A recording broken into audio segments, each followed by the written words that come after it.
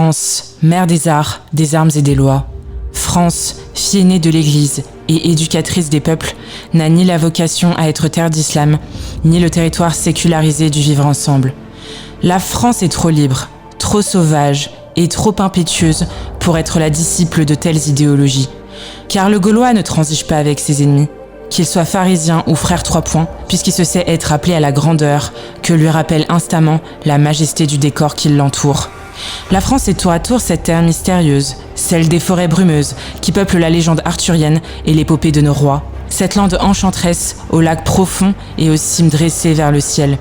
Ce terroir généreux, labouré par nos ancêtres et dont les pierres vivantes témoignent de l'esprit français. Cet esprit, c'est celui de faire rimer délicatesse poétique et combats homériques. L'esprit français, c'est cet équilibre entre le panache intrépide et la courtoisie chevaleresque. L'esprit français, c'est le désir de conquête, tempéré par la miséricorde toute céleste des enfants de Dieu. L'esprit français, c'est la fidélité aux ancêtres, tout autant que l'élan pétri d'espérance vers l'avenir. L'esprit français, c'est cette fierté insolente pour ce que nous sommes, en même temps que cette gratitude pour les grandeurs de nos frères européens. L'esprit français, c'est savoir conjuguer le meilleur de la nature humaine et l'aide de la grâce divine. Cet esprit, soutenu par la Providence qui veille sur la vieille terre de France, a fait de nous un peuple de héros.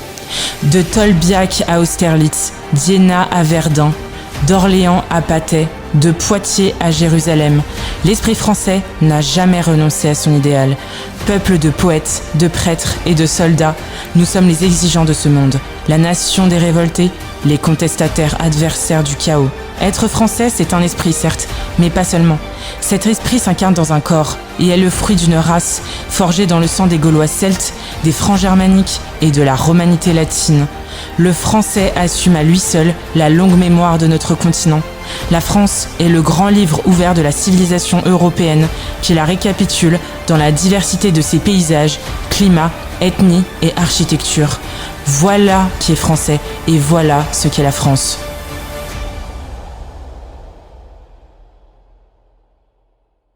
Héritière de l'esprit grec, des lois romaines, de l'imaginaire celte et de la force germanique, la France est le carrefour, le cœur et la synthèse de l'Europe. Être français est la meilleure façon d'être européen.